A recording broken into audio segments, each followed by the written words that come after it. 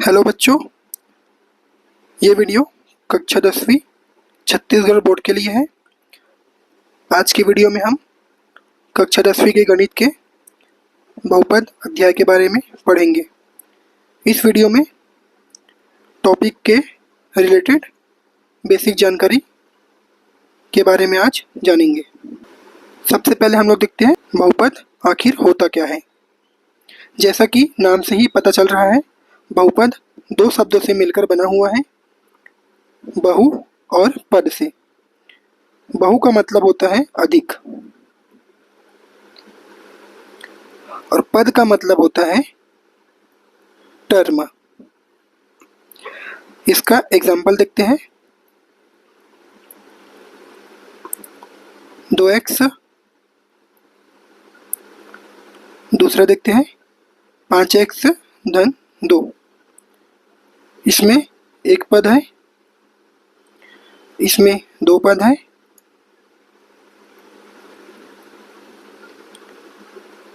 तीन एक्स धन 4x धन 2, इसमें तीन पद है।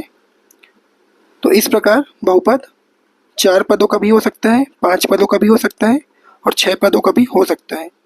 बहुपद का सही रूप में परिभाषा क्या होगा? चर और अचर संख्याओं का ऐसा निरूपण जिसमें एक या अधिक पद हो, बहुपद कहलाता है। अब जानेंगे चर और अचर संख्या आखिर होता क्या है। देखते हैं चर संख्या। जिसका मान हमेशा बदलते रहता है, चर संख्या कहलाता है। अब देखते हैं अचर संख्या। जिसका मान हमेशा निश्चित रहता है, अचर संख्या कहलाता है। अब दोनों का एग्जाम्पल देखते हैं। 5x, ये बहुपद का एक प्रकार है। बहुपद दो चीज़ों से मिलकर बना होता है, चर और अचर। इसमें जो x लिखा है वो चर संख्या है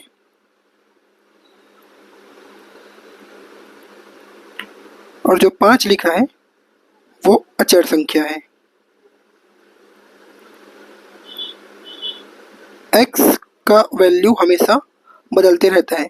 जब हम क्वेश्चन बनाते हैं तो x का वैल्यू कभी 2 आता है, कभी 5 आता है, तो कभी 6 आता है, कभी 10 आता है। लेकिन अचर संख्या जैसे कि 5 हो गया, ये 5 है तो 5 ही रहेगा। 2 हो गया, 2 है तो 2 ही रहेगा।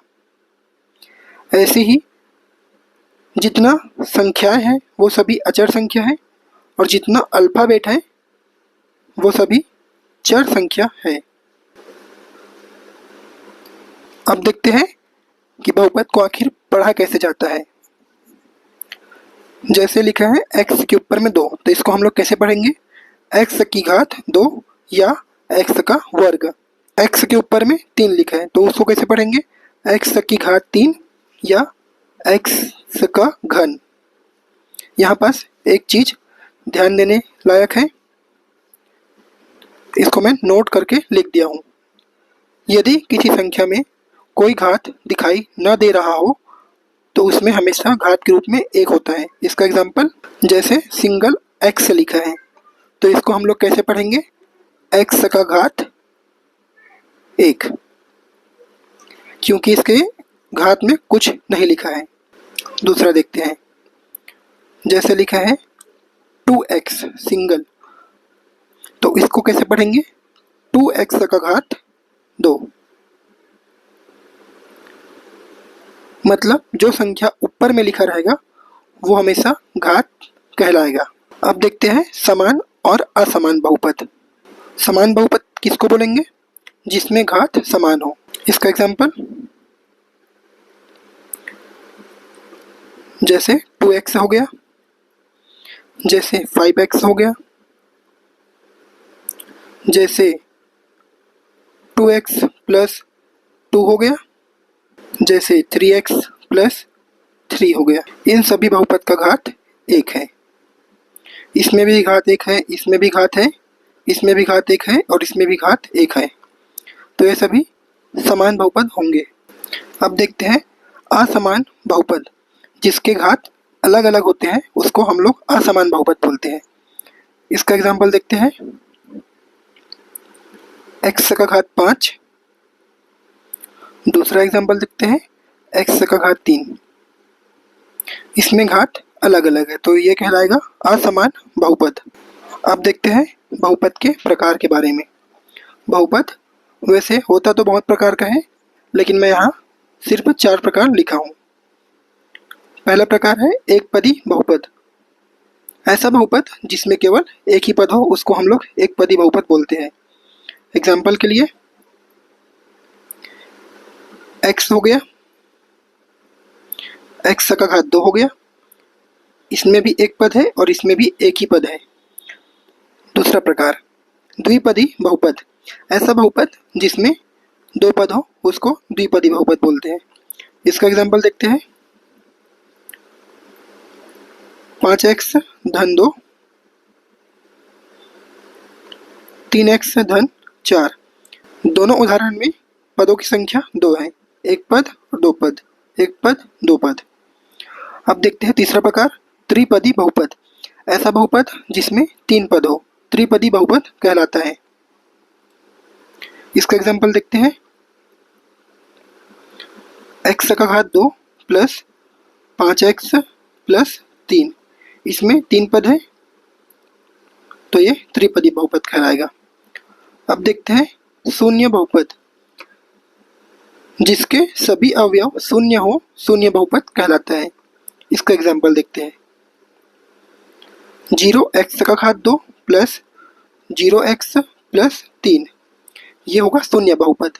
इस प्रकार पदों के हिसाब से बहुपद का प्रकार बढ़ते जाता है। अब देखते हैं बहुपद की घात क्या होता है। जैसे हमें क्वेश्चन दिया होगा x का घात 2 प्लस 5x का घात 3 प्लस 4x प्लस 5। इसमें अगर पूछेगा कि बहुपद की घात बताइए तो हमें एक बात ध्यान देना है, किसी भी बहुपद में सबसे अधिकतम घात को बहुपद की घात कहते हैं। सबसे अधिकतम घात, ये बात याद रखना। इसमें 2 है, इसमें घात 3 है, इसमें घात 1 है, तो इसमें सबसे अधिकतम घात क्या हुआ 3 हुआ, तो बहुपद की घात क्या होगी 3 होगी। एक और एग्जांपल देखते हैं 5x का घात 5 प्लस 4x का घात 4 प्लस x का घात 7 प्लस 5। इसमें अगर पूछेगा हम लोग को कि बहुपद की घात क्या है तो सबसे पहले सबका घात देखेंगे। इसमें घात 5 है, इसमें घात 4 है, इसमें घात 7 है, तो इसमें सबसे बड़ा घात क्या है 7 है, तो बहुपद की घात क्या होगी 7 होगी। तीसरा एग्जांपल देखते हैं x का घात 5 प्लस 3x का घात 4 प्लस 3x का घात 5 प्लस 3। इसमें सबका घात देखेंगे, इसमें 5 है, इसमें 4 है, इसमें भी 5 है, तो इसमें सबसे बड़ा घात क्या है 5 है, तो बहुपद की घात क्या होगी 5 होगी। अब देखते हैं बहुपद होने के लिए क्या क्या शर्त होता है।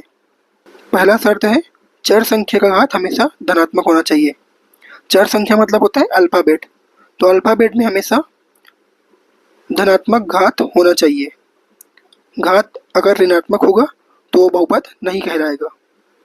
इसका एग्जाम्पल देखते हैं x का घात 5 प्लस 3x प्लस 4। ये बहुपद होगा क्योंकि इसमें घात धनात्मक है। अगर कहीं घात ऋणात्मक लिखा गया तो वो बहुपद नहीं कहलाएगा। जैसे देखते हैं x का घात ऋण 2 प्लस 4x प्लस 5। ये बहुपद नहीं होगा क्योंकि इसमें घात जो है ऋणात्मक में आ गया है। दूसरा शर्त देखते हैं चर संख्या करनी के अंदर नहीं होना चाहिए। करनी का मतलब होता है रूट। चर संख्या मतलब अल्फाबेट्स रूट के अंदर नहीं रहना चाहिए। अगर रूट के अंदर है तो वो बहुपद नहीं कहलाएगा। इसका एग्जाम्पल देखते हैं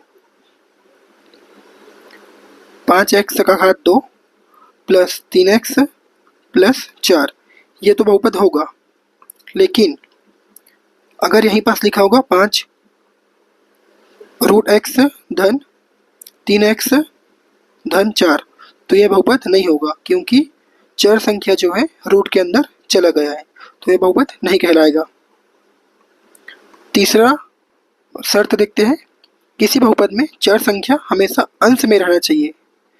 इस पॉइंट को याद रखना, बहुपद में चर संख्या हमेशा अंश में रहना चाहिए। अगर चर संख्या हर में आ गया तो वो बहुपद नहीं कहलाएगा। इसका एग्जाम्पल देखते हैं,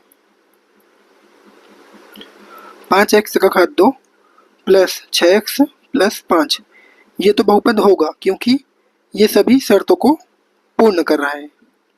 दूसरा देखते हैं, 5/x का घात 2 प्लस 6x प्लस 5, ये बहुपद नहीं होगा क्योंकि चर संख्या जो है हर में आ गया है। अब मैं यहाँ आप लोगों को कुछ प्रश्न दे रहा हूँ जिसका आंसर आप लोग कमेंट में देना।